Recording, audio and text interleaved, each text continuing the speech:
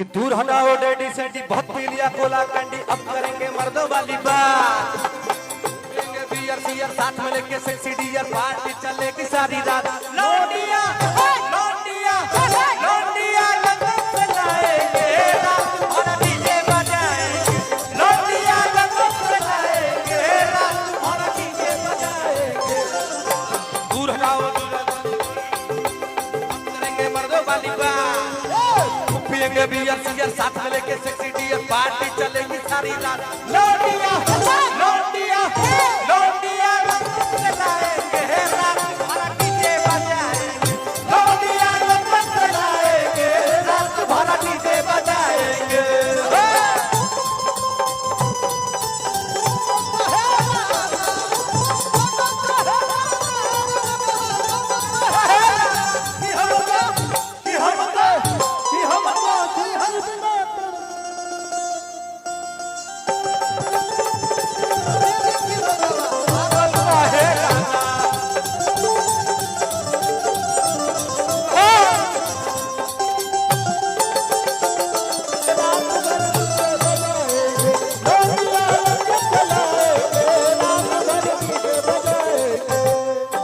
रजनी के स्टाइल में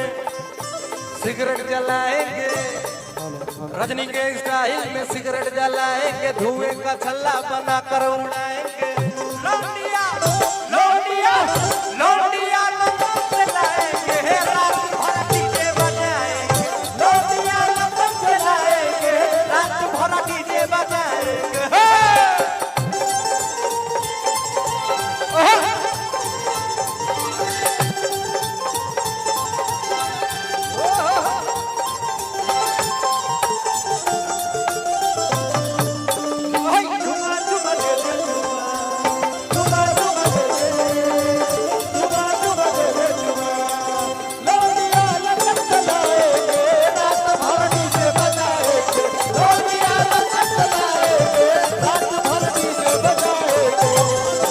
अंग्रेजी बेबी को